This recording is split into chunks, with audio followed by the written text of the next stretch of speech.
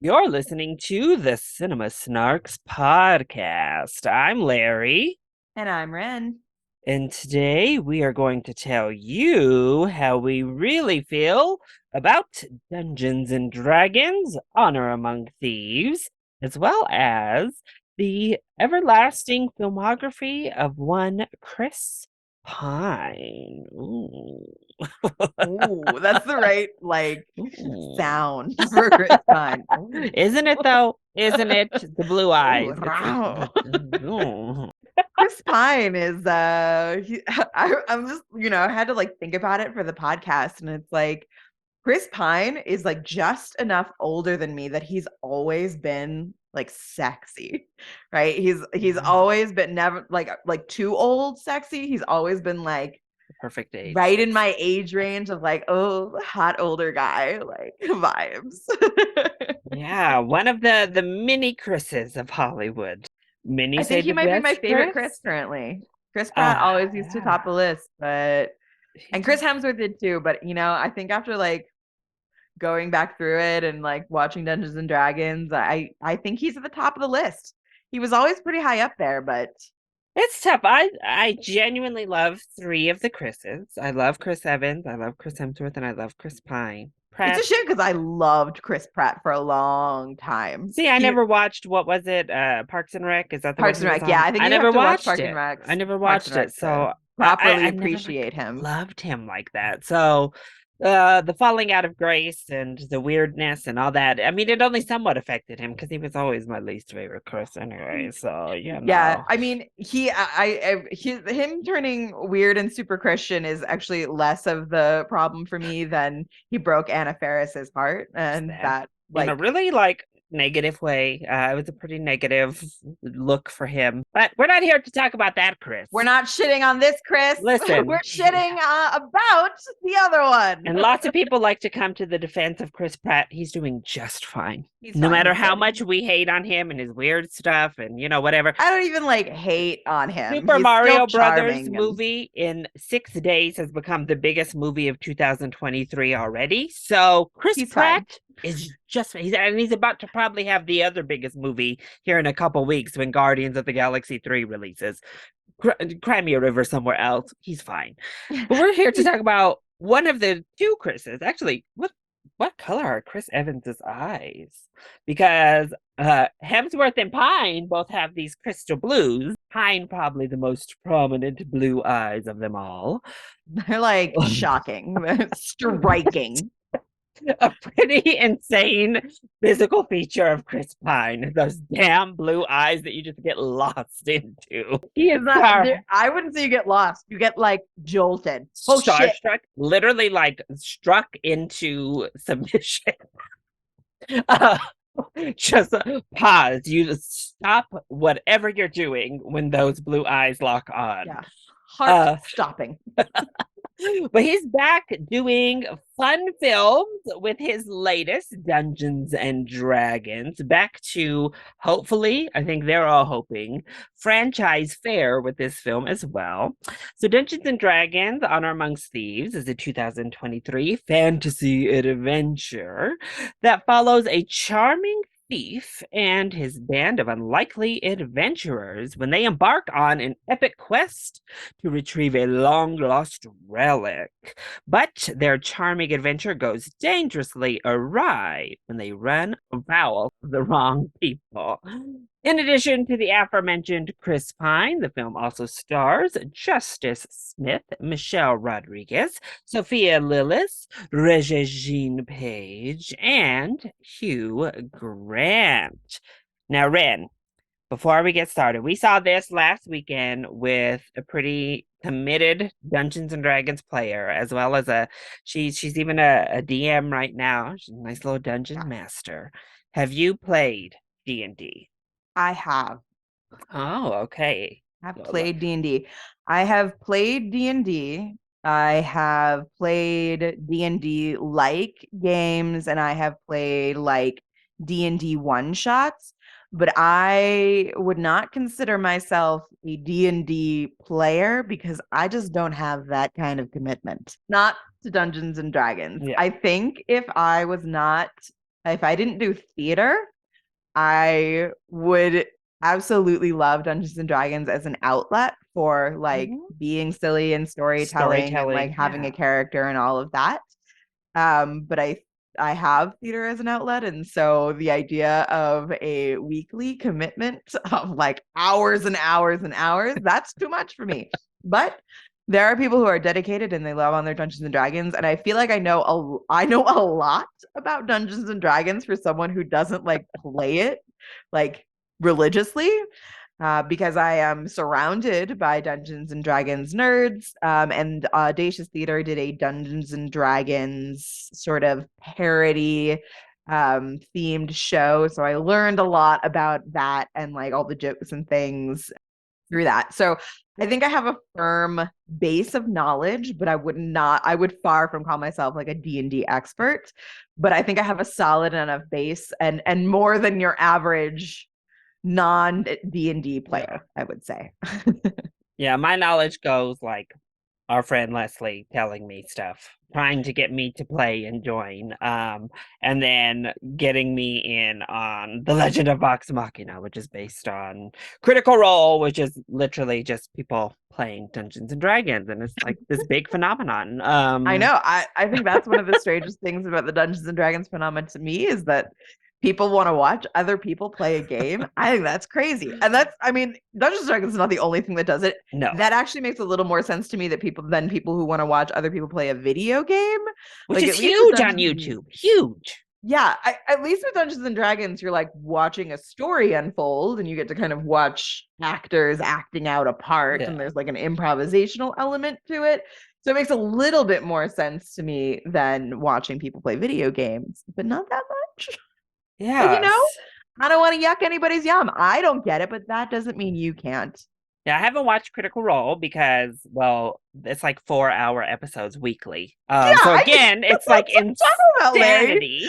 But I Being have super watched into D&D is a time commitment. but I've watched the first 2 seasons of The Legend of Vox Machina, 30-minute episodes. They drop 3 a week for a month. So it's like an hour and a half for just 4 weeks in a row and you're done. Boom. Good. So you did watch that. So you have Yes. So I that have much of like a base that little, knowledge. Great. and I have to admit, I'm like, when it comes to film and TV, but more so film, I'm like a fantasy apologist. Like even not so great fantasy films, I tend to have a You pretty good do. time with. I like For fantasy. someone with such a like cold, dead heart, you really love imagination and fantasy in You your know. worlds. So yeah, so going into this, I was excited. There was a dragon, obviously. Hey, House Targaryen, rise up. There was a fat dragon as well as like a Fat stone dragon. dragon. They definitely I did. like want the fat dragon like for my home. I mean, like I need it needs to be like squishy because I want to roll that shit. It's Yes. so cute. I don't even think they played up that fat dragon in like marketing. They showed like his head, I think, but they did not play up the fact that he was like this little pudgy dragon, I don't think. Pudgy Um, Dragon's incredible. it was a And great I reveal. think the best part was that like when the dragon comes out in my mind, I was like, is that a really big dragon? Or is that fat dragon? Is that a fat dragon?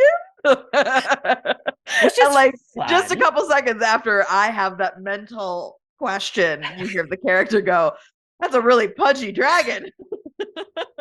And have we I think this is the first pudgy dragon I remember ever seeing in fantasy. Yeah, I think it might be because yeah, it was just too delightful, and it was like a moment of like, this is perfect, this is everything. I don't know why. I mean, so I, I don't know why this hasn't come up before because I love all things that are pudgy. Like I would say, like Gus is the best part of Cinderella. Rolly, the fat puppy, is the best part of 101 Dalmatian. Like, give me a fat, pudgy character, and I'ma be a little in love with it. It's so cute.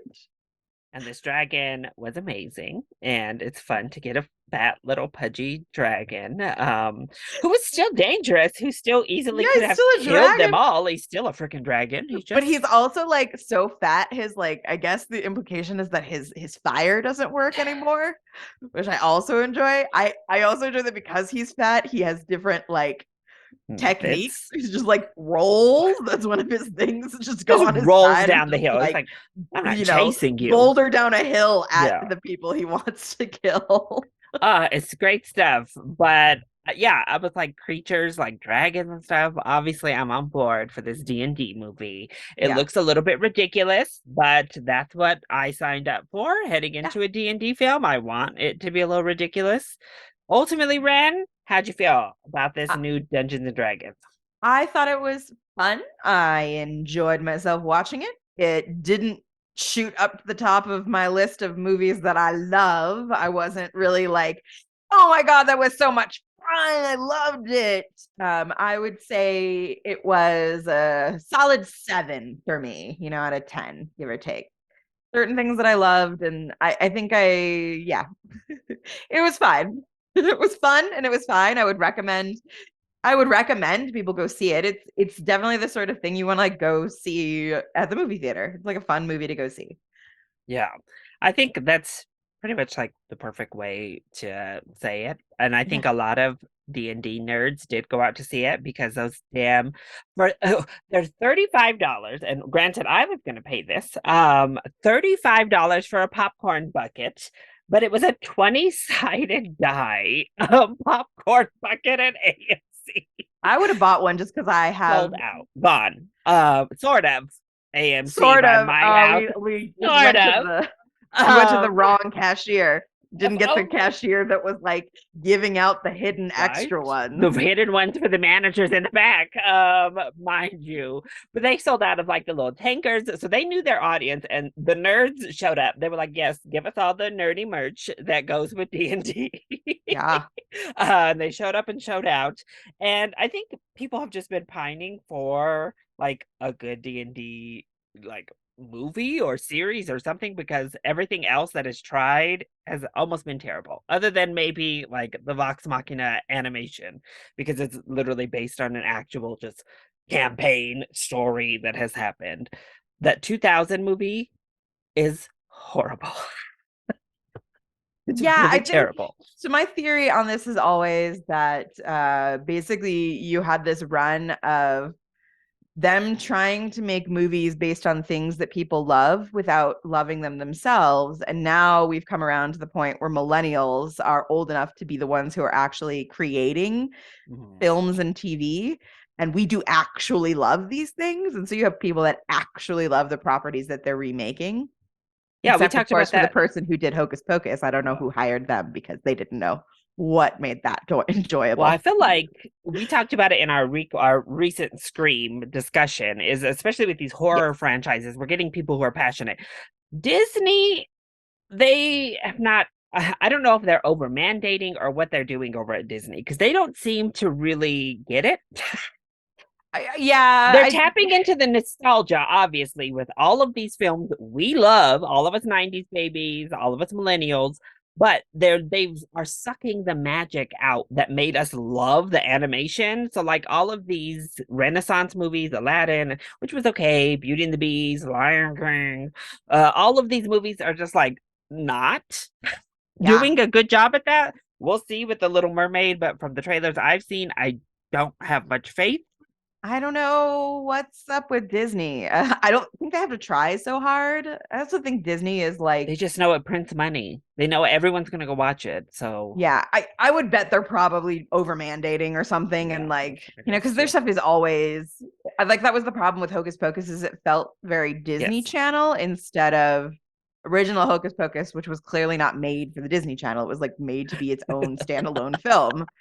And it seems like stuff is now being made to like go on their streaming service with the explicit purpose of Yeah. being family friendly, which, not everything can be Puss in Boots. Yeah. Not everything can be family friendly in a way that is like genuinely enjoyable to adults.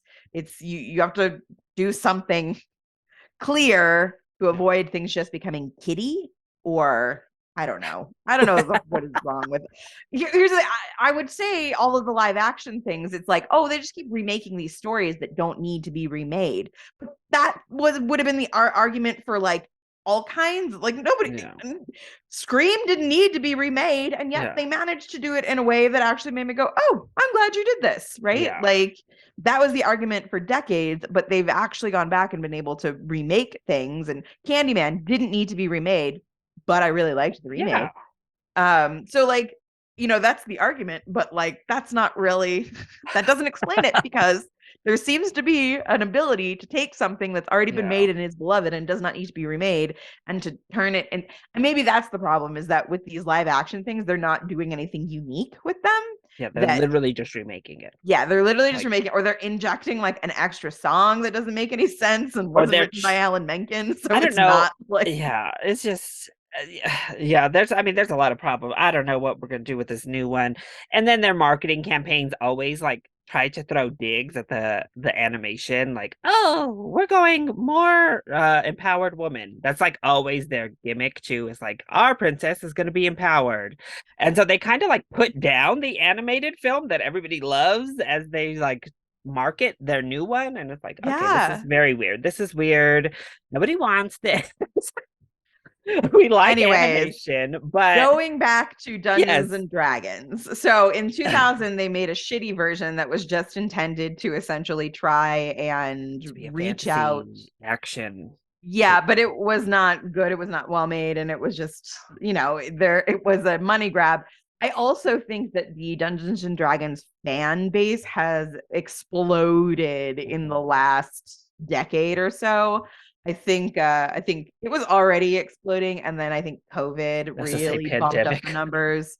So I think this is, the right time. And I think I'm going to bet that there wasn't very much money put into the original Dungeons and Dragons, Yeah. not as much as like proportionately through inflation was put into this Dungeons and Oh yeah. Dragons. Um, Yeah. Although that didn't mean the special effects were any good. Yeah. So So getting ever-going into the pandemic. snark on Dungeons and Dragons, I did not like the special effects. They were not very Some of good. them And was I don't know if okay. that was Like a the dragon choice. was okay. The dragon The looked dragon was good. fine. There was like Well, one scene that would look great, and then the next scene would just look terrible. So I was like, oh, okay. yeah, it was uneven. Well, what we learned from Game of Thrones is apparently it's actually really easy and a lot cheaper to digitally animate scales, but fur is a little more complicated, and so that might be the Yeah. problem. But But the feathers looked good. The owl bear looked good. the So owl bear looked she good. looked I good. think really the issue, like I one of the things I thought was really bad was the game, Oh yeah, the yeah, yeah. The the like arena. arena, like Yeah, moving around, is like, this should be better. This should look more realistic, but this looks like an animation. It doesn't yeah. look like and it was weird because they also like there was like a cat. Oh, Yes. what are they called? I forget. There's like Panther. a specific Oh, I was like, it's a tabaxi. panther. That's what they're called. Yes. I Good didn't job, want to Red lose my tiny Tabasky. bit of nerd cred. So they had like a tabaxi, and they chose to go practical on that one. But they didn't pay the Jim Henson Company to do it because it didn't look very good. Yeah, the random practical effects, which usually I love. So the practical effects on like when they did like the guys who sit up looked cool. Like and that's easy, right? Like that's a little bit Mhm. easier to do. But yeah, then in broad daylight, I guess that's risky to do practical effects like this in the middle of a CGI heavy movie to put in a practical cat in the middle of the daytime and then this little baby cat that you pull out of the fish. Yeah. Yeah. Yeah. And like I don't know. Okay, I would buy it if there was some specific choice to make it like B movie level. Like if there was a choice Across to the make it kind board. of corny, Yeah, I would buy that, but like it wasn't consistent. So if it was intended to be corny, it was like it exactly. didn't come off as an intentional corny. It came off as a poorly done And that was corny. like one of the few instances of that. Like that's why if they had injected more practical effects that look like that, because the bird Jarnathan was also practical. And Yeah. he was fun, but the Jonathan. It's just like, yeah. So I don't know. It was really inconsistent in Yeah, the that bird tone. was really good. He Yeah, it's looked great. See, and that's the thing. He looked great. And then you get the cats that are like, oh, this what is is going on? okay.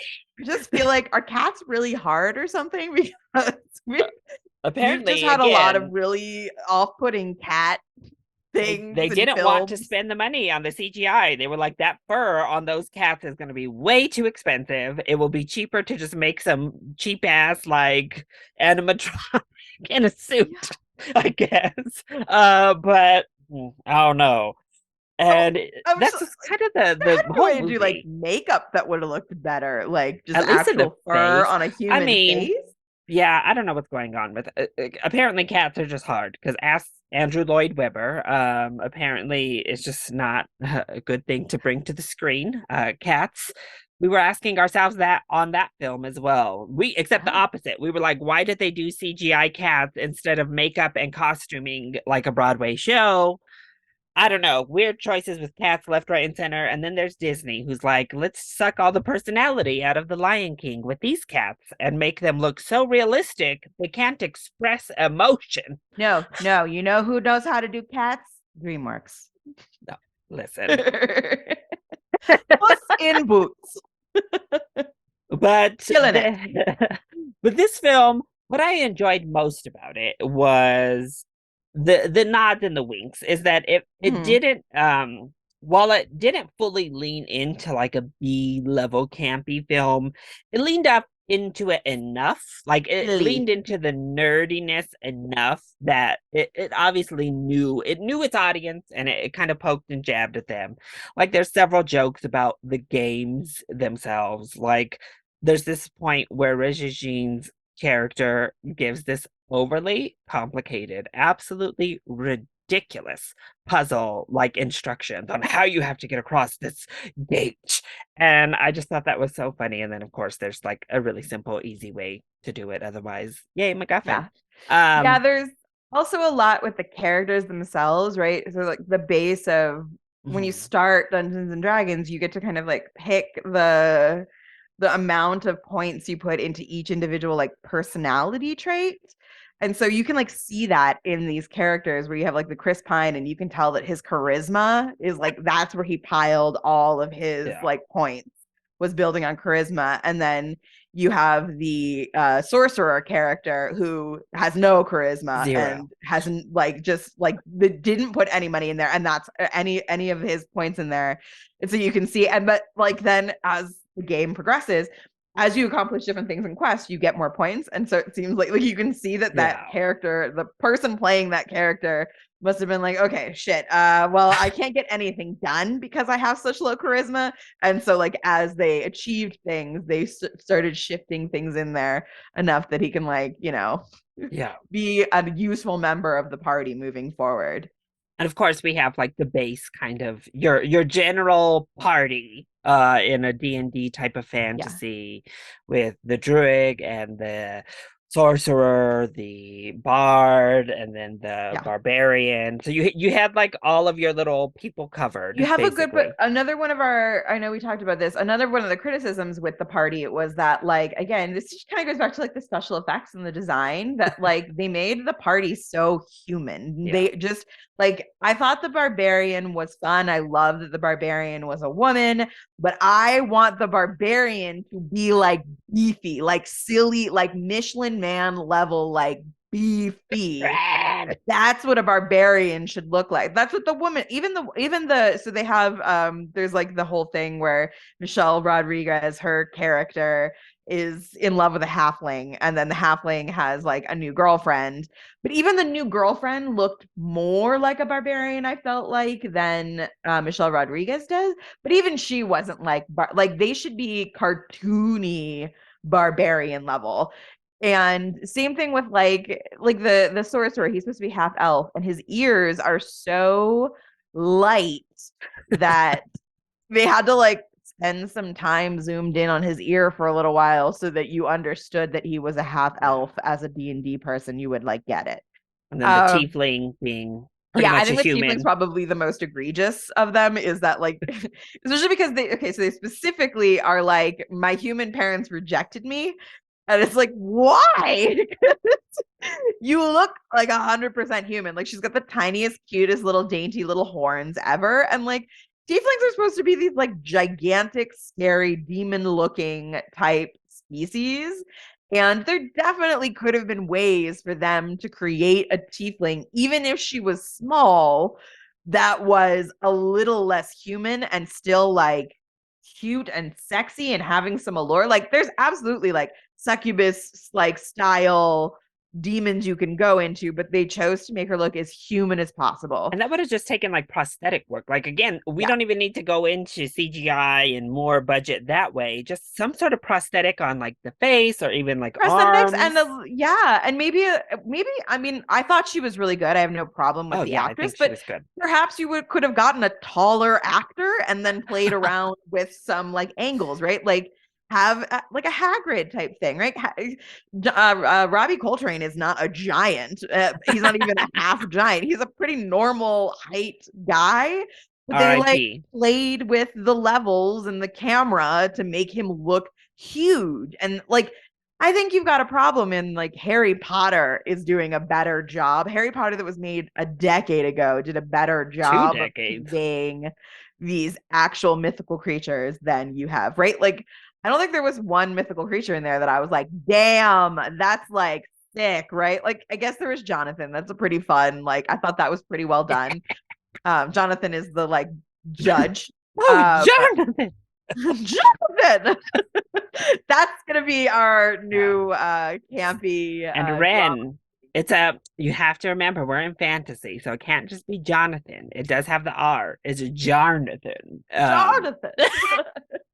So if you look at his spelling in the credits, Jarnathan. I don't think I realized that at all. That's hilarious. Because it's fantasy. We have to tweak the Right. normal names to make them fantasy names, Rand. Come on.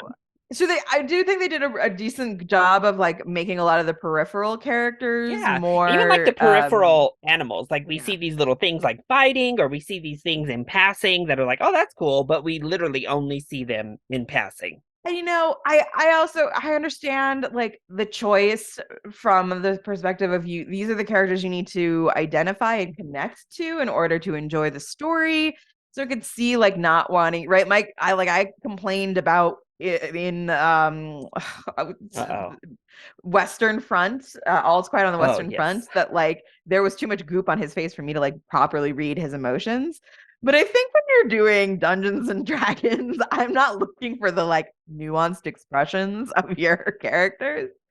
So yeah, I just I wished it would have been a little bit more fantastical, especially on the main characters, so that it really like because that's what I see in my brain when we're on a campaign Yeah. together. Like that's one of the great things about it is that like you have all these different people that have all these different skills, and each of them is useful in different ways.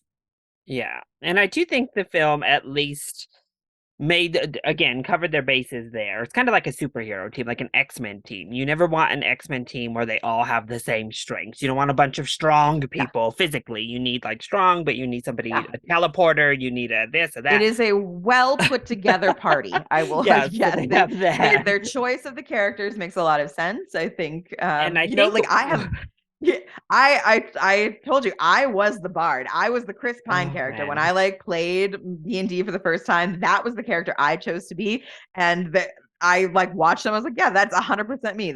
I'm the I choose not to fight. I choose to be a planner. I choose to be the person who plays the flute. I choose to be charming. I choose to be able to talk to people The and get us flute, through huh? things by being clever. Ren was out here being the Lizzo of the D&D world with that little flute, huh? Yeah. Okay. I also played once as a gnome. I was Shylock Gnomes. That was the name I came up with. So say So Sherlock again, I was Gnomes like is more that of a thinker, horrible but cartoon. I yes, don't know if I you had ever never saw it. seen that. Yeah, but I came up with that name out of my own brain. Okay, before the movie released. I don't Okay. know if it was before the movie, but it was Oh, okay. definitely not with any influenced. awareness that the movie existed.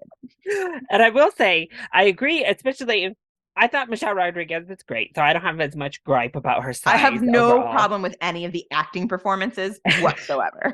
I kind of wish that they had just, if they were going to keep Michelle looking like herself for the most part, because I do think she looks beefier here than at least she does in like the new Fast and Furious movies. Because she always plays, Michelle. That's kind of her thing, right? Is like a tough girl, like Yeah, badass, rugged girl.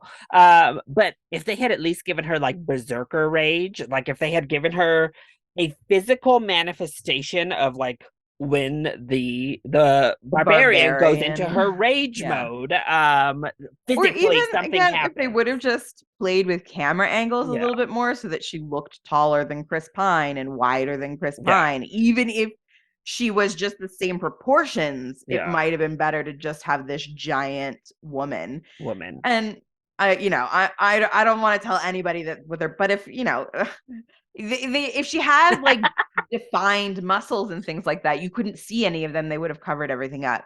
Yeah, And like I love that for Michelle Rodriguez. I love that we have a Michelle Rodriguez that like she's just a woman who doesn't have a traditionally feminine, I'm doing air quotes, body that's, like she has a body that's built for physicality. It yeah. feels like she has a fit body.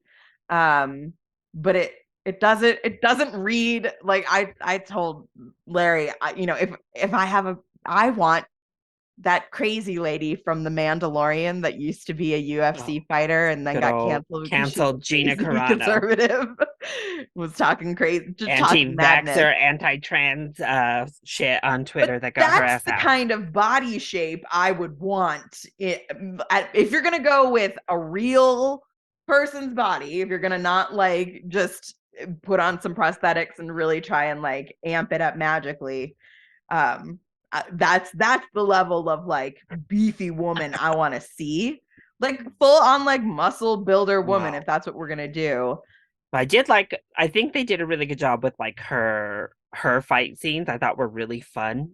yes, Like they were choreographed well. and they I were thought, shot pretty well too, because a lot of times, especially in these little fantasy movies, when it gets to the hand to hand stuff, it starts to get real like shaky, whirling around. You don't know what the hell's going on. yeah, And I thought they shot it well. I thought most of the magic stuff was fun enough. Our villain, she's not as well fleshed out, maybe like her motivation is very surface level, but she looks so say cool. yeah, she was cool. I would say none of the characters are very well fleshed out. I mean, it just suffers from Yeah, what lots of ensemble movies suffer from, which is there's just too many of them for you to properly yeah, get to know them. You do kind of get to know Chris Pine. That's probably the person that you like yeah, of learn the course. most about and really get to identify the most with. Yeah, and they But give you like even tidbits, so, like they just tell you about Michelle's backstory. They're just like she was kicked yeah. out of her tribe and she has a husband who doesn't want her, and then we move on, and then it's like we kind of see growth with the sorcerer on our team because he's like really down on himself and not confident at all, and he kind of has to learn it. Sophia Lillis's little druid does not like she pretty much is just like there. She She's has a a very useful backstory. party member. She's the Yes. most useful party member. She's their what is she's their Deus ex machina. She's Yes. basically like any problem that they have, she's magically She's got there. everything they need to like solve that problem. Our This is one of friend the things that talked about it. Leslie and I complained about, Yeah. like from a like Dungeons and Dragons mechanic standpoint. It doesn't make any sense how many times she changed, nor how many different things she changed into. And it's like there's a sequence. It's a really fun sequence because it is like just this one character and we follow her as she's escaping the like castle, but she changes so rapidly and so much in like a 5 minute span that my friend was like, she has to be at such a high level to be able to change that fast and into that many different things back to back to back like that. Her She has to level have has been to be like playing off for the like a charts. decade with the same Like character. level 1 million to do what she just did. Yeah. But and But she does her it really owlbear. helps. It made it for an interesting scene It and makes for a really fun scene. helps fix all of their plot, anything they need where they're like, Oh no, it's the hole is now Yes. too small. Oh, well, I can turn into an earthworm. Great. Earthworm Jim to the rescue. Great.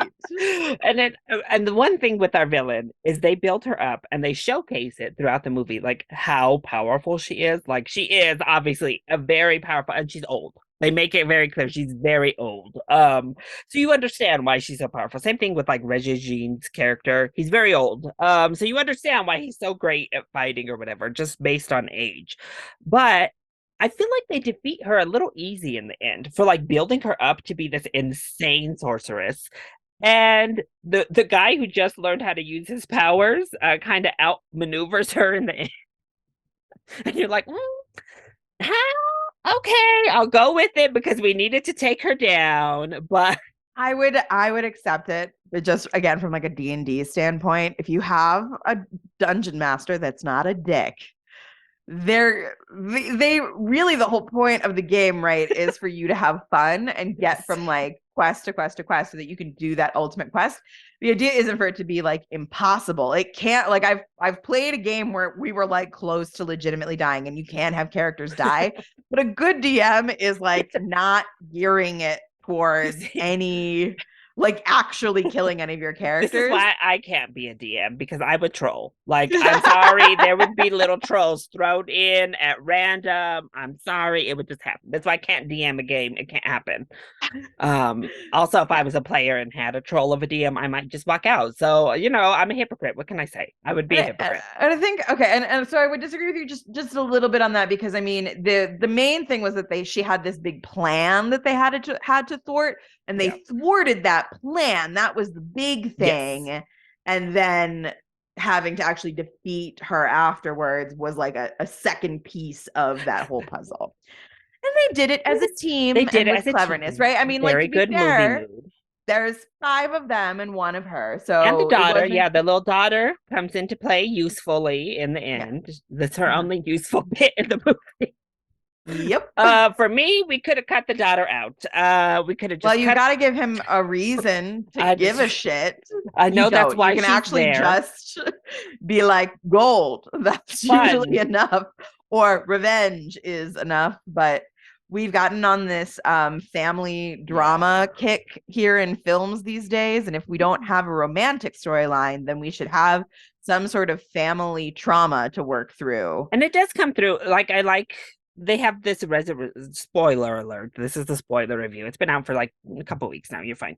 But they do have this resurrection stone, and it comes back to play. I thought it actually was a really nice moment that they kind of showcase the need for Michelle Rodriguez's character over the initial use that they wanted to use this for, Mhm. and it's a very sweet, touching moment. So I was like, okay, we have to have heart in here, I suppose. But other Yes. than that, the daughter subplot is kind of like, it kind of just every time we went back to it or talked about it, it kind of just dragged the story down for me. And I was like, I'm here to have a pulpy good time, not daughter locked away in a tower. But at least we had Hugh Grant in the tower. That was the good thing because he was there and he was Yeah. ready to chew the scenery at Yes. every chance he got. Yes, we're all very glad that Hugh Grant has gotten into his campy old man phase of his career because he's killing it. And he's so good in this movie. He's so Yeah. much fun. He's so great. And it's always fun to have like that villain next to the powerful, serious villain. Yes. So you have to have them both. And I Yeah. think they worked off each other well. Also, her Yes, you've got costume. your doofy villain next to Yes. your like actually Again, scary and threatening villain. Yeah. charisma. Hugh Grant's character is full of charisma, and Yep. her character has zero charisma, but has all of the power points. Yes, and there's a lot of stuff with like people talk about this chaotic good and chaotic Yeah. neutral or and chaotic evil, and so I would say that you have Hugh Grant's character who's kind of chaotic evil because all he cares about is himself, and then you have this other character, she's more like lawful evil because she's like doing what is correct for her leader who has told her what to do, and she's a bit more of a soldier sort of Yeah. vibe. So you get the two different types of evil kind of mushed together there. And Yeah. and you got kind of the same thing among your different types of, different they're all types. good in your party, but they're like different types of good. I don't think there's anybody who's lawful good in there. Yeah, it's like there was nobody like stringently good by the law. No, oh, Um, you know who's lawful good is Reggie-Jean Page. That there you would go. be, You are yeah. right. Yeah, we do have a But you lawful don't want to good. keep that guy in your party because he makes everything fucking hard. Yeah, I did love him in this film. Ren and I gone back and forth a little bit. I think he was cast perfectly for the role, because it's like a specific stoic, almost like bland, dumb kind of humor he gives, which I thought worked really well for his part here. Same thing with I Michelle think Rodriguez. I think that's why I liked her in this movie so much, is because I don't expect her to be like funny. And I thought she had some really funny moments, like her being not only the strong woman, but like this obliviously funny person. Like when she's like, no, we're gonna show her that we abandoned your daughter for the right reasons. Like just those like off lines that she just like spouts off, or when she tells the sorcerer, just fix it with magic and like walks away. I thought great, great stuff. But yeah, I didn't dislike Reggie Jean Page. I like the character. I liked him. I just was, it made me wonder if he's really charming at all or if he's got anything, because he's very sexy, and that was his whole Bridgerton thing, was like stoic sexy thing in Bridgerton, and now he's like stoic dude, stoic, what, a cleric type cleric, yeah. guy. Okay, and like right, and next to Chris Pine, who is possibly the most charismatic actor in his age range, like, Yeah. period. It's really hard to be, it just made it abundantly clear to me, like, oh, I don't know if this guy has any charisma. I mean, he could potentially spend a decent amount of his career without it. Yeah, oh, yeah. But it just We've makes seen me, plenty of sexy people with no personality or correct, charisma have a I long just career. wonder, I am open to being proved wrong. Maybe he is actually terribly charming and he just hasn't had the right role yet. But also, possibly he is not charming. He is sexy, and that will not be his thing, and that's fine. You don't, everybody can't be as charming as Chris Pine. I mean, it's pretty hard. It is very difficult to be as charming as Chris Pine. Yeah, Very few, as you just said, are able to match him, and that's why he was perfect for the he lead was role in this film. Like perfect. Yeah, they are so lucky that they were able to get Chris Pine to come on for this, because he really, without him, it's a lot less fun. Like this movie just does not, it's, you don't have as nearly as good a time. And as you said, I do think all of our actors do a really good job. Everyone here plays the role that they were brought in to play really well. But man, that Chris Pine, huh? He Chris just Pine steals the show. Like, sells he's the main everything. character, and he's also like the only character you care about. He's also clearly like the best. He's just the most entertaining. He's got all the best jokes, and he just like, he draws the attention always. He's And he's just, playing, and we'll talk about it because I mean, I guess this is a good segue, because not only are we here to talk about Dungeons and Dragons, but also use that as a vehicle to talk about how great Chris Pine is and his we love career. him. He's good at this character as well. Yeah. Because he's so charismatic.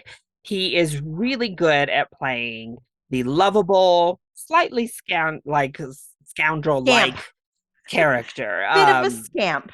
We That's why he was great in Star Trek, because that's that character as well. He's Mhm. our hero, but he's got a little bit of an ass. Also, got a little attitude, got a little snark to him. Even like his character in Wonder Woman, he's the love interest. He's a hero. He's a good person. He's also a spy. He's not as good as Diana. He's not he's not as good as the rest of the characters. Um, Rand has not seen it, but he does that well here in this little This Means War that I'm holding up the DVD version here. Good old rom-com days. But Chris Pine, and I think it's because of his charisma that he does that character just so well. Is Rand, the CIA guy. yeah, the Yeah. CIA, and Tom Hardy, he also likes to play kind of a scoundrelish little scamp, if you will, Ren, a little scamp. What's your first memory of Chris Pine? Uh, well, it turns out that my first memory, without realizing it was my first memory, was the Princess Diaries 2. Woo! I didn't know that was him. Yes. I don't know at what point I registered that Chris Pine was like a thing I wanted to be paying attention to. I know I like went over the edge Chris Pine with Into the Woods because he is just everything as Prince Charming. Like, so that song Agony is the best song in Into the Woods. And of course, like there's other like classics on, right? Like there's the Witches song and there's all Yeah. kinds of like good songs. But that one is the most fun, hands down. It's so funny, it's so entertaining, and they did such a good job with it. It is just it's so delightful that was the first time that I was like, yes, Chris Pine, yes. And I think right, like I also had a lot of like right, like we were talking about like nerds. I had a lot of nerd rage because I do not think that Anna Kendrick is a particularly good singer. Uh-huh. Just this is my little nerd moment. She was when she was a little tiny girl, she played Cosette, little Cosette in the Broadway version of Les Mis. And because she was on Broadway, I put that into quotes, for some reason, that means we all think she's a good singer. She's a Broadway level singer.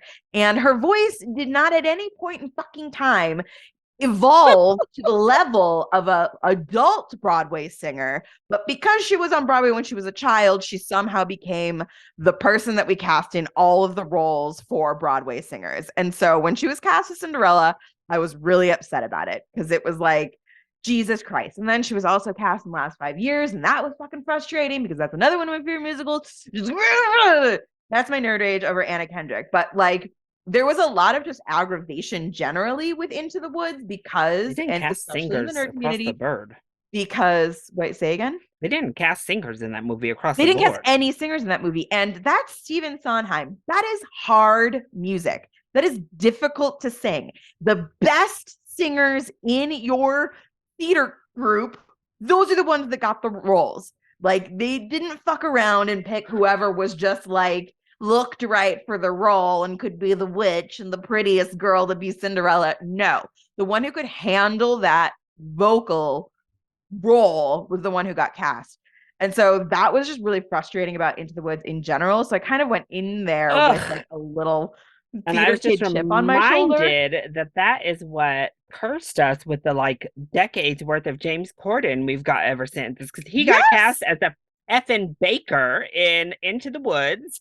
And now he's the singer inexplicably. guy too, because carpool karaoke. Oh, let's cast him as every gay singing character and everything. No, no, no. We don't want James Corden. Go away. Please, I'm begging you. I'm thank God his show is coming to a conclusion because I'm done. James Corden, please. Like Ren's rage toward Anna Kendrick, that's how I feel with James Corden I every think time he that comes on James my Corden screen. rage is just like a more generally broad, all I of the mean, yes. people. People that tend to like, I think because Anna Kendrick, as an actress, is like a little more endearing than James Corden. He's just annoying. Like he's Yeah. just grating, whereas she can come off as cute as a person. Yes, yes, I agree. She's I cute. agree. She's like a cute Like, little like mousy girl, and James yeah. Corden's just like, wow, look at me, I'm I singing. don't think it's Anna Kendrick's fault that she's constantly miscast. It just is what it is. I But don't, even and I like, think she seems like a genuinely nice person. I love her as Noelle. I love the movie oh, we Noelle. It did is love like that one of one. my like top Christmas movies that have been made in the last And the like Anna 5 to 10 Kendrick years. rage did not taint it. No, not at all. Also, she doesn't sing in that movie. And So she's that's perfect. It's a she's this great role sing for she's like her. a little like note thing, whatever. But yeah, so but yeah, James Corden is just also just a terrible person from everything I Obnoxious. heard. He's just a just And god even awful like human being people we and very not love. sure why he has deserved any amount of the success he has gotten in his career. Yeah, no, we're all just done. We're done. But I, it, I I think the word online is that the British hated him and they somehow pawned him off on us and we as fell this for it. great Hollywood British treasure we execs really wanted. fell for it. Uh, You And take him back. You and it's take him this back right film. now. I'm pretty sure it was Into the Woods that started it all, that I spiraled us remember being down like, this. who the hell is Ugh. this guy? Why is he the baker? This doesn't make any sense. Because we even had like Emily Blunt, who is like fine, she doesn't sing, but you get why they cast her because she was Emily Blunt. And same thing with Meryl Streep. Meryl Streep wants to be a singer so bad. I am never going to be upset about Meryl Streep being cast in a thing ever. I mean, So, you know, we love her. We love her. And if Meryl Streep is maybe not the best vocalist, the bitch knows how to like act, sing really she well. acted through She her can lack of skill. she emotes so well through the singing that you're like, okay, well, we can Yeah. accept what she did. But without a doubt, the best sequence in Into the Woods is Agony. Like Yes. it's Chris Pine is the best part about Into the Into the Woods, the Woods. Yeah. And film. I think that was part of it for me was that like in contrast to all of these things that I was so aggravated about, it was just this like, oh, wonderfully delightful moment in the middle of all this nerd rage.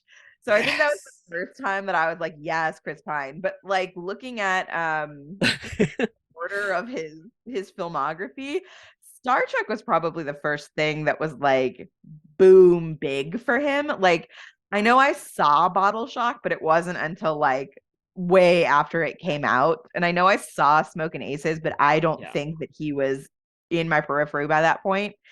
And he Princess also Diaries was my apparently was first in moment. I watched Just My Luck with Lindsay Lohan, With and he Lindsay is Lohan. adorable. And that was an adorable film. It's very poorly rated on Rotten Tomatoes, and I totally understand why. It's like it's one of those like geek early 2000s like formulaic not good romantic comedies, but Yeah. like it You know wasn't what? bad. I mean, it Look, is what it is. all of us growing up during that time, we have an affinity for like Hilary Duff movies, Amanda Bynes movies, and Lindsay Lohan movies. It just Yes. is what it is. Look, was Yes. that Herbie movie that Lindsay Lohan was in any good? Probably not, but I sure had a good time watching it. Yeah. Confessions of a Teenage Shopaholic, probably trash, but I lived. And you Okay, know, so having watched a lot of bad movies, like currently, I will say for Just My Luck, it was not too long. I've seen a lot of like that level of like bad romantic comedy yeah. that was like they were just too long, and also nobody's funny. And at least in this one, Chris Pine is the most adorable, lovable, absolutely cute human being ever. I don't believe for a second that he's so terribly unlucky. Like, there's no way that anybody that attractive and sweet and endearing isn't getting by on just like TPS, that too pretty syndrome. Like, people Yeah. are just like handing him shit because he's just gorgeous, right? Like, that's absolutely happening. But I'll Yeah. buy it for the sake of this film. And he was very cute, Yeah. adorable, and but yeah, I didn't see that when it like first came out, and so yeah, I want to say Star Trek was probably the first thing where like he was big, but I Yes. think it had to be yeah, it had to be Into the I've Woods seen that a made me lot. go, yes, Chris Pine. I I think I feel like love there's a him. lot on here that I've seen that you have not seen, Ren. Like, did you watch Unstoppable? No, I don't know what that Okay, I is. saw Unstoppable. Did you see People Like Us? No. No. Okay, I saw People Like Us. Rise of the Guardians. Yes, I did. I watched that a An while back. underrated film, I will say, is It's Rise of one the of the Guardians. only Easter films, but I don't think it's an Yeah. Easter film. I think it just has an Easter bunny It in it. has it has all the holidays. He Yeah, like because we yeah, it's don't like a have an Easter film, so they're always like Rise of the Guardians. Passion of the Christ. Oh, there you Oh, go. it's Then like these like religious films. You super know what I watched religious. for Easter? Willy Wonka and the Chocolate Factory, because it has candy and it has Uh the geese who are laying golden eggs for Easter on oh, overtime. you know Even who more. else has had the like lesser version of Chris Pine's like trajectory is James Marsden. Speaking of like Easter films, he had that Oh, Hop movie. It was terrible. Chris, Um yeah, James Marsden, who also has shockingly bright blue eyes. He he just, he just he just never quite. he should have had this amazing career because he also is so charming and Yes. cute and charismatic. And I just Hollywood didn't know what to do with him. So he's just been kind of there. Good for him for having Sonic, I guess. That's his latest endeavor.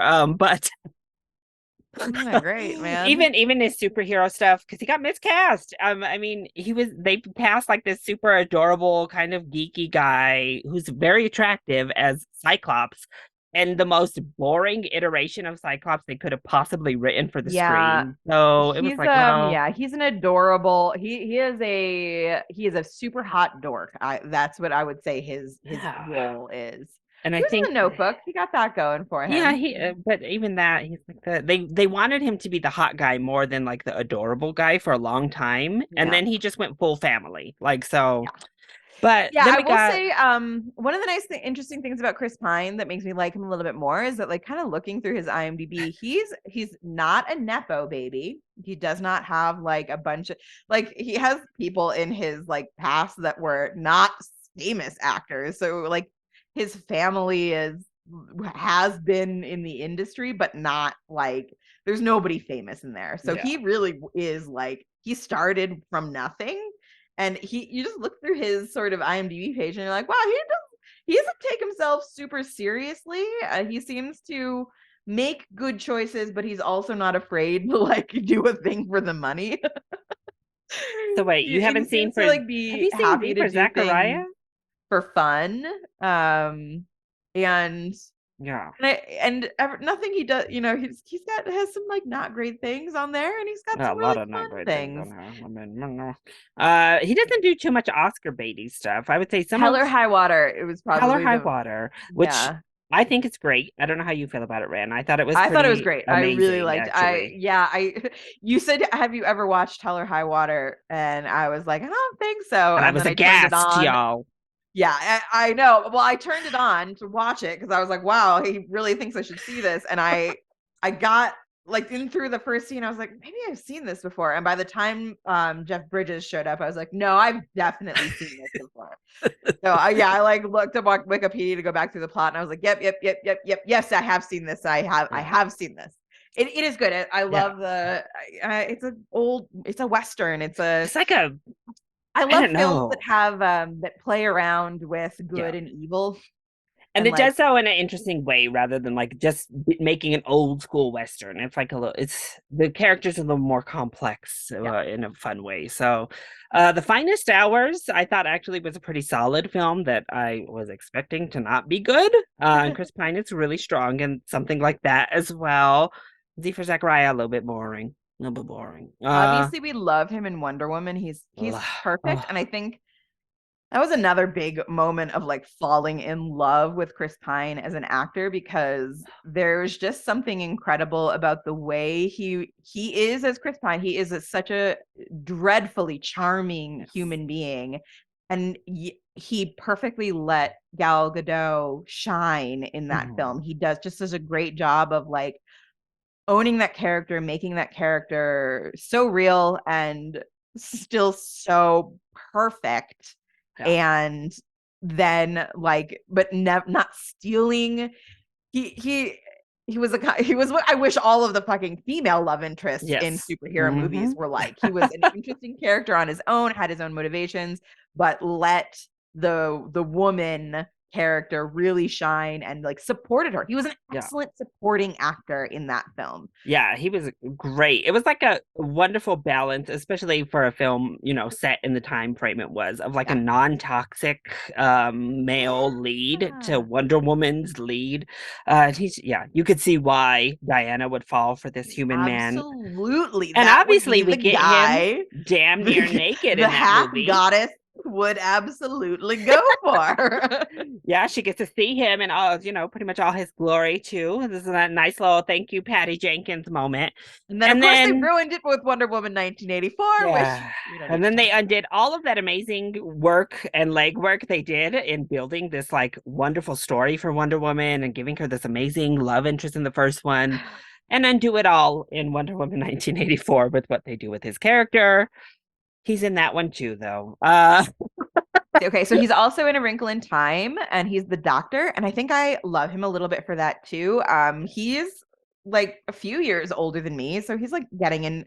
He's in his 40s, I think. He's getting to his 40s, if not into his 40s, and he plays dads. Like I love that. He could Leonardo DiCaprio it and pretend that he's still like young, but he's like, I know I'm hot, I know I'm sexy, and he absolutely could just keep doing like hot young guy roles. He could play into that Hollywood problem of we can have a man be 50 years old and still a sex symbol, but women, but the love interest has got to be 25, right? But he's plays dads. He like is okay with being an a, a non-sexualized character, which he is in A Wrinkle in Time. Yeah, So I very love him much for so. that. And then you Um, just watched Outlaw King I for the just first watched Outlaw time. King, which was which was Braveheart with a happy ending. Yeah, that's a very good way to but That's what my takeaway was. I was like, I actually like had well while I was watching it, because it's based on a historical event. So I wasn't like super closely watching it. I was like folding laundry while I was doing it. Because it's a lot, guys. It's a lot of like watch this man be eviscerated, watch this like horse get stabbed, watch just like piles of bodies fall onto pikes. Like it's like a lot. So I wasn't like closely watching it. Also, side note thing I found is I think because I have a very strange reaction to these sorts of I laugh when I see bodies flying through the air in a battle scene. well, I you don't know. know why.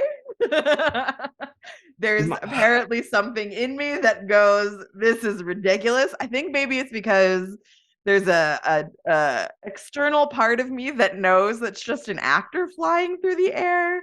I think in Outlaw King, it was a part of the like a lot of the violence you see happening is to like the British who you fucking hate because they're an evil, tyrannical Yes. awful group that are Hmm. just oppressors. They're Hmm. the original. Well, no, the Romans are the original oppressors, but the British were also terrible oppressors. We're the next, and they Yes. did it even better until the Americans. Then we killed it. Um, We took the cake.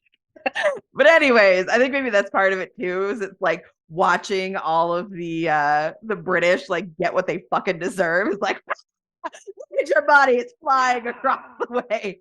So, but was a strange reaction I found that I had to this particular film. It did feel Yeah. a little like Oscar baity type style. There was definitely a lot more going into it. But I was very delighted that I much prefer it to Braveheart, to be honest with you, because Braveheart is just like a very, very depressing ending. It's nice to know that at the very least, William Wallace's death incentivized them to be like, no, fuck this. And then the actual king came through and they like got their independence for like a long time. You know, I just Great. remember the Outlaw King because of the marketing going up heavily because he was getting asked about it quite often. Centered around Chris Pine, this big mega A-list star, one of the hottest men in Hollywood, doing this full frontal scene in Outlaw King. And, I said, there was a full frontal. Oh man, I was folding laundry. I must have missed it. Well, and then I informed her that it's a full frontal in quotations because yeah, I get it's there, but you have to like pause right at the perfect time. It's one of those. You pause right at the perfect time and I then mean, I could see like you gotta when they like were like zoom having in. sex, I could see like the a bit of the shadow to the side. Yeah. Was that it? No, it's when he's getting out of the water at some point. He's like emerging from the lake after taking like a bath in the lake or whatever. And it's there, but it was like okay, so this is what we're going on and on about, I see. This is what everybody is like losing their mind over. This like far off shot. Okay, well, but Chris Pine doesn't, Meanwhile, there's little poor extra in the background having to show her titties so we can demonstrate that she's being raped. you Nobody know, cares about that. fun times. Yeah. So we're still there, and even now, like Chris Hemsworth getting grilled over this like ridiculous shot in Thor: Love and Thunder. So it just is still like, and that's a booty shot, mind you, which I was happy about. But it I is think what it we is. need more male booty Yeah, shots. we definitely Listen, do. I've been very, very always Yes. center of the line, always firm I believe in equal objectification of the sexes. Yeah. I We're don't all think we about thirst have over less here. female objectification. I think we need to have more male objectification. I want both. And to you, Guy, some guy got on Twitter because Halle Berry decided to post a picture of herself cover because she's doing like one of these where her arms are like covering like this over the balcony, but she's like out on her balcony naked. Uh-huh. And it's a modern day shot, so she's like what, 52, I think now, Uh-huh. 51. And somebody's like, "Ugh, you're going through menopause and you're a grandma age. Put some clothes on and stop posting news." And I'm like, "Excuse you, sir? You know what a fool you look like coming online and having the nerve to tell Halle Berry to put Halle clothes on? fucking Berry? Get Are out you of here. I don't care are how you old you are. If you're serious?" hot and you want to show it, thank you. Yes, That's the like, only appropriate response. Thank thank you. you. Yes, Halle Berry, walk around with as much or as little clothing as you would like. That signed 99% of the world. Okay. Like 99.999999999. this Everybody one except for that guy, weird he can fucking dude complain over if he there. wants. He does not speak for anyone else. Okay. Thank you very much. But yes, so that was a big hoopla with Outlaw King, and I do think it was one of Netflix's first attempts at like an awards movie, because it's a Netflix original film. I think this is like right around the same time as Roma. I think Roma was the next year, actually. So Mhm. I think this was one of those ones where they were like, "We want an Oscar." Yeah, I just think it's way too Braveheart. It's just like very clear. It's like literally the next chapter of Braveheart. And And they were like, "We already gave Braveheart the yeah, Oscar that's treatment." exactly. It's like, oh, this is just, like literally while I was watching it, I was like, this is just like Braveheart. I had to like, I'm glad I looked it up because I was like, oh, this is actually like better than Braveheart because it isn't such a depressing ending and it doesn't like change as much of the history. That's pretty cool. Rock on. Yeah. Well, most recently, the film that we both saw from him, because he did a few other not great stuff, like The Contractor, which gives us great. Speaking of naked Chris Pine, gives us great booty shots in The Contractor for Chris Pine, looking good. Right. I know. But I if actually realized as I was going through his IMDb, I am woefully lacking in the many Chris Pine as some sort of an agent films. yeah, There's he's done quite a a lot. few of those. Jack Ryan, Shadow Recruit. We I didn't know even that mention was his it was Jack either I was Ryan like maybe I praise. should watch Jack Ryan or this Outlaw King. I'll watch the Outlaw I King. I'm I a do think little Outlaw more King's a interested little in that. more.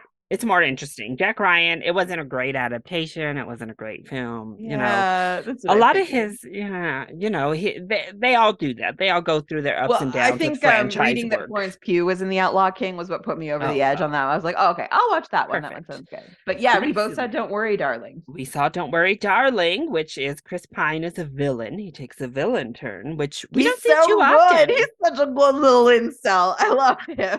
He just does such a good job.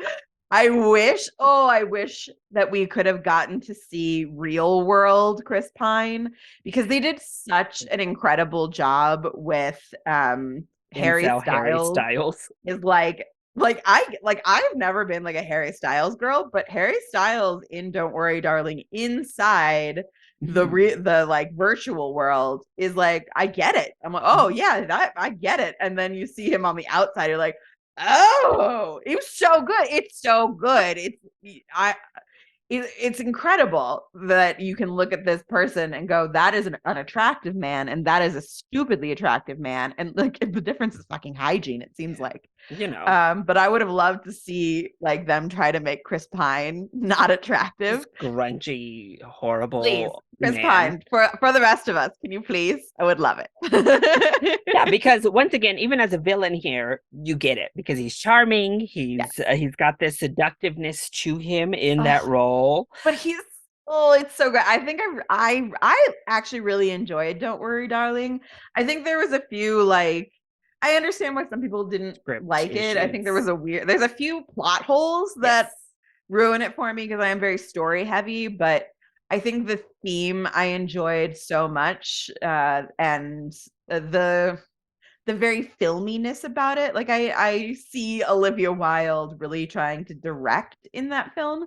And I Yeah. think that's always fun for me to see a director like taking chances and using some metaphor and exploring and creating some interesting visuals and playing around. But yeah, there were some fucking like plot holes toward the end. Really, it all falls apart towards the end, and the plot Yeah. holes are like, Once, why yeah. is this? I don't understand why the ending is the ending. There's just too many things that don't make sense. But I loved the concept generally. I Yeah. mean, I knew it was Stepford Wives from the beginning, but I Yes. think it's a fresh take on the Stepford Wives, and I really enjoyed the modernization of it, of like because you can really understand this incel, Mhm. you can understand this falling down the rabbit hole in an internet world because you are discontented with your life and finding other people. You it deals so much like, so Chris Pine is basically this like cult leader, um, and I think that's really where that charm comes in. Like, Yes. you could see where that charm, if used for evil, can be such a problem. And I love seeing Chris Pine. I think he is so good with comedy. I would also love to see more evil Chris Pine, because that is my kind of a villain. Like, I mean, Yeah. I like a lot of villains, but like guy who's just so good at manipulating people, just so like you a villain that you like get it. You're like, I Yeah. understand why you would all fall for his bullshit. It Yeah. sounds so good coming Especially an from his incel, you mouth. know. And Florence Pugh obviously is amazing. Like, I Yeah. mean, she kills it and Don't Worry, Darling as well. Mm-hmm. It's another role with like without her, if it's like a lesser actress, that film becomes a lot less good Yeah, in the lead she role. takes the tortured woman of the modern age role and just like owns it Every time, every time. you know she's She gonna gets get it. it. It's like she knows what it's like to be a woman in the 2020s. It's so And good. who has Yeah, like a I do better think like it's kind of a anguish shame. I feel cry? like so much of Olivia Wilde and the Harry Styles drama like really overshadowed this for me, and really overshadowed what Florence Pugh did in this film, because she really did do an Yeah. excellent job. Yeah. If for But nothing anyway, else, her performance is amazing here. yeah. But of course, then we have the drama off screen on like, did Harry Styles spit on Chris Pine? What was that at Cannes, at Tribeca? One of the like, What? one of the film festivals where they were showing Don't Worry, Darling.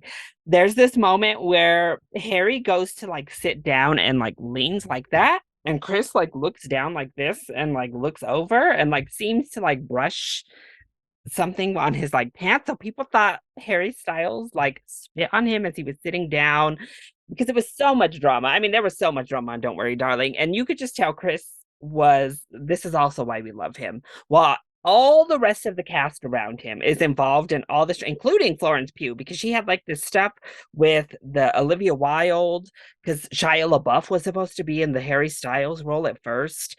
And Florence Pugh wasn't comfortable, like didn't want him there.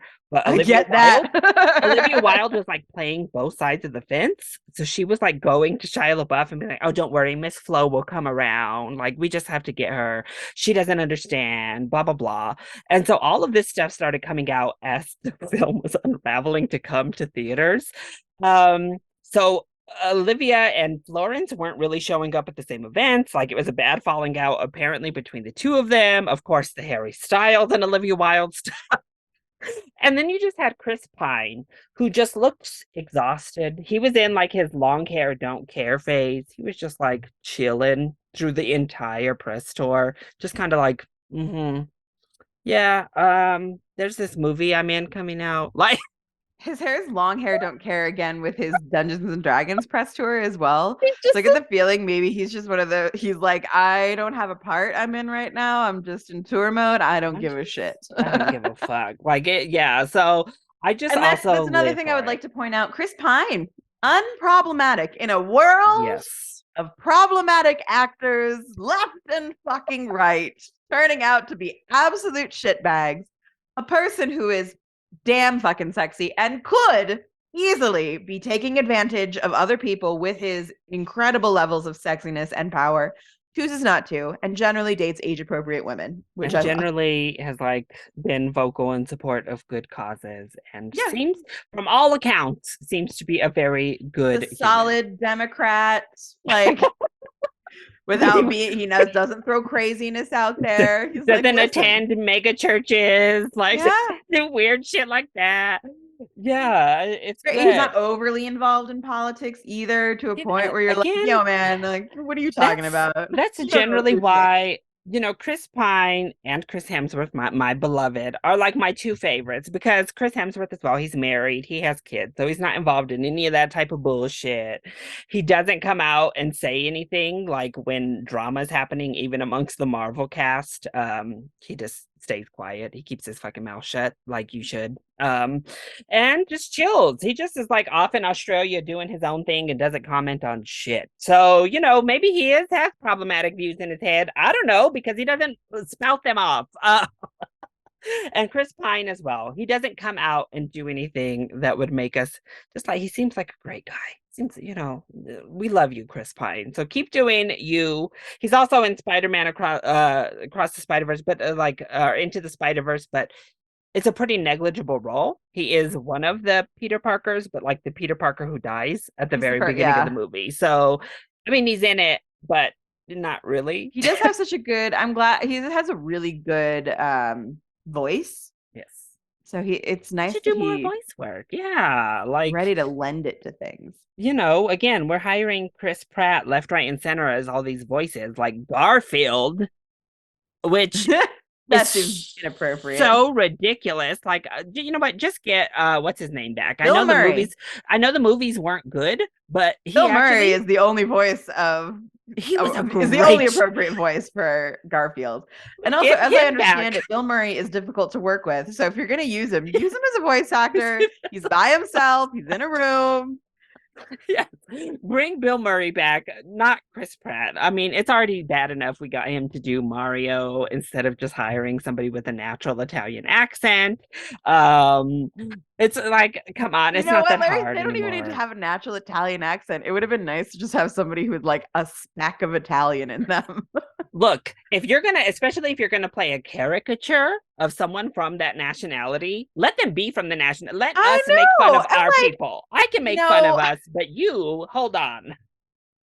I'm not going to say that the Italians are an oppressed people. All right.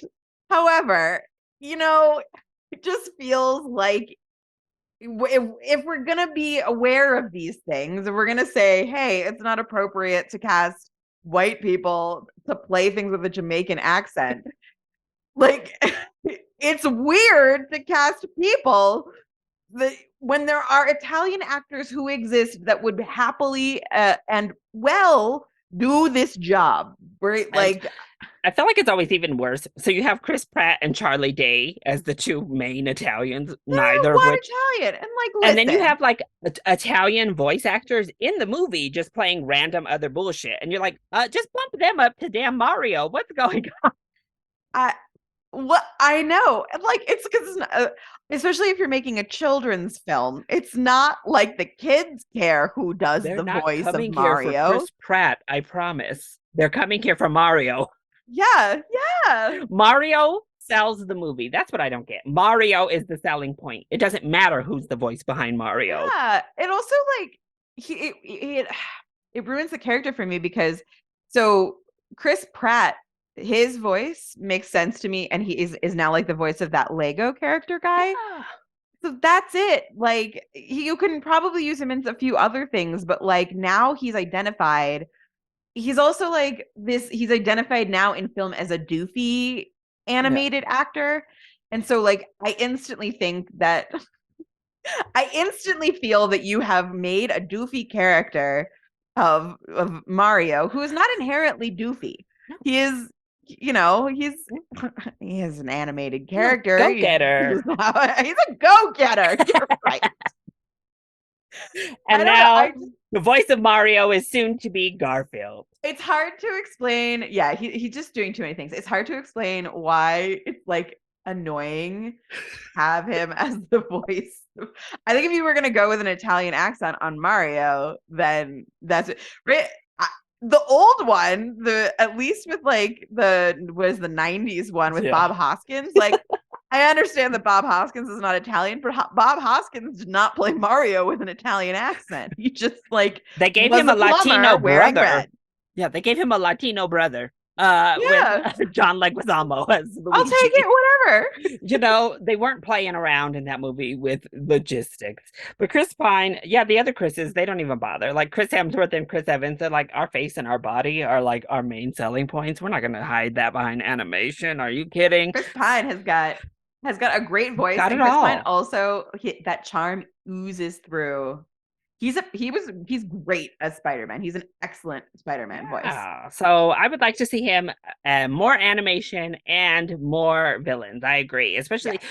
we don't get him as villains very often. I think it's because No. he's so charismatic that they want him as like the good guy lead, but let him be a He's charismatic villain evolving. I again. think I'm really excited to just watch Chris Pine develop in the next like several years because he doesn't because he does not seem afraid Yeah. to acknowledge that he is aging, and he is willing to do new things and try different things, and he's open to like, and he doesn't make just terrible decisions, right? He's not accepting every role that's thrown at him, but he is open to trying new things. So I'm excited to see like where he goes.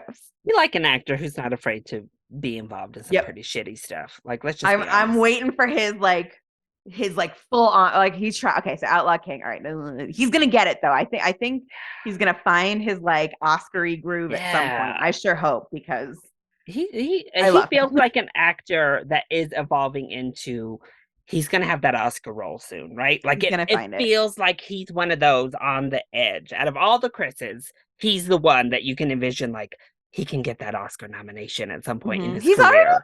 playing around there, right? He did the Outlaw King. He Don't did worry, Don't Worry, darling. I feel Darling. like from a script perspective, probably it was like this is an awards contender, and then it just didn't quite materialize that Yeah. way. That was also came out like that was the first year that Netflix tried to like get into the Oscars, and they were like, "You can't! Your streaming is not fair." And then by the next year, they were like, "Nah, hmm, man, they put out a bunch of shit. It looks really good, well made. They put a bunch of money into making. Why can't they? they were They like, oh, followed the rules. They released them in these theaters. Like, the shut next up, year it was like Steven." literally it was like Alfonso Cuarón gave us a black and white movie, and they were like, shit, we can't deny it the Oscars. Shit. We have to let Netflix in, damn That's it. what Guillermo del Toro did us a claymation, and they were like, "Shit, We we have to can't give it let to it in. Pixar again." Yeah, you have to literally, Netflix has to force the Oscars. They have to be like, look, acclaimed director doing something creative. You have to let us in, damn it. And now the So Oscars, I yeah, don't, that's what I would give that side to. note, But the it Oscars are it moving the does seem goalpost, like. Ren. What did you say? They're moving the goalpost on how many theaters you have to release and how many markets. So they're really trying to get Netflix out again. They're like, all right, streaming, we got new things that you have to meet if you want to come to our party. I mean, okay, I understand it. I don't know. I don't know if I understand it. Why? Why? Why does it matter?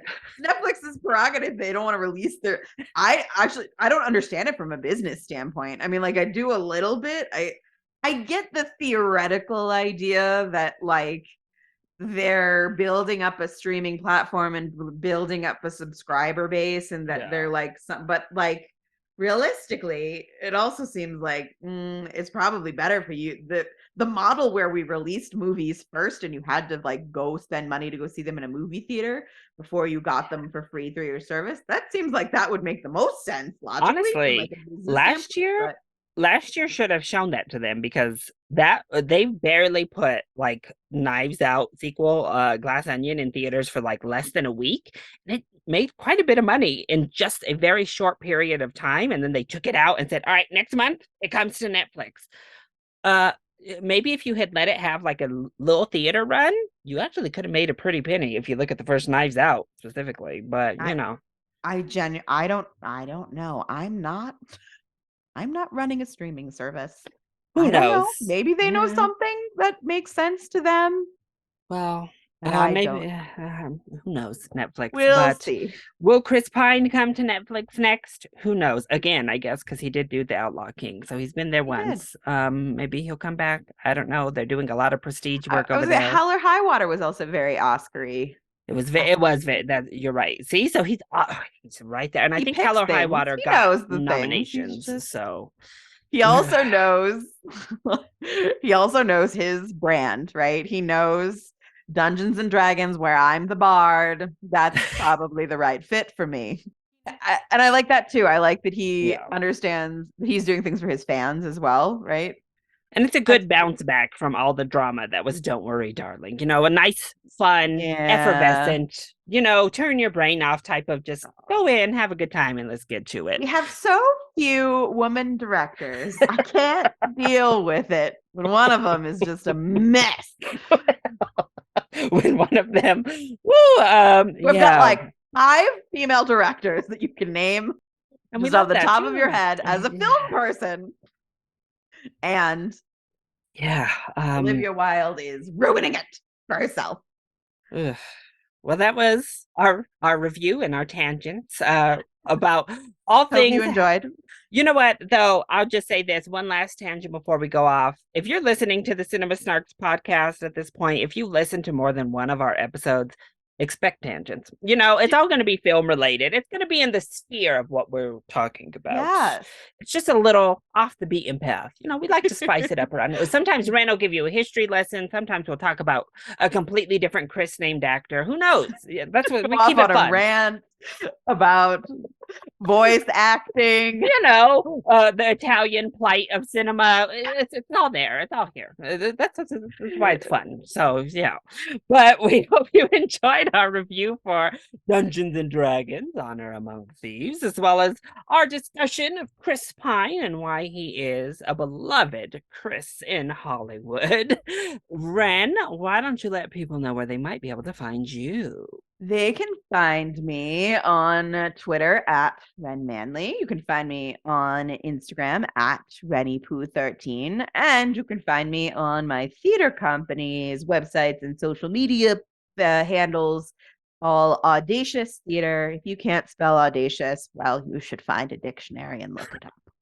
Google is right there. It's right All there. you have to do is get kind of close, It's and a it will give C.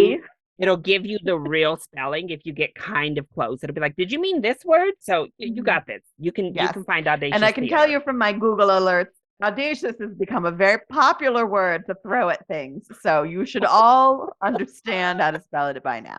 Perfect. And you can find me at Chili Boy YT on Twitter, and then Chili Boy Productions on YouTube and Instagram.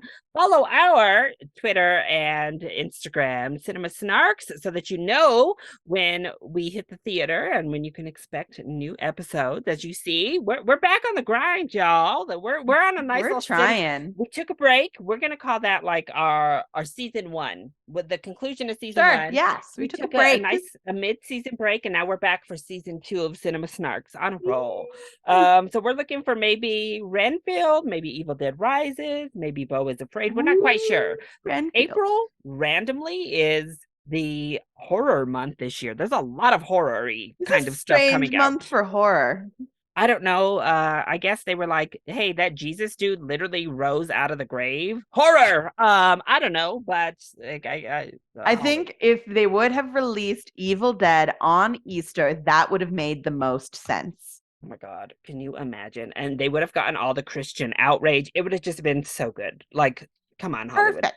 Let Why us don't they in. put us in charge of these things, Larry? Well, thank you all for listening, watching, however you're consuming, and we will see you on our next one. Bye. Bye.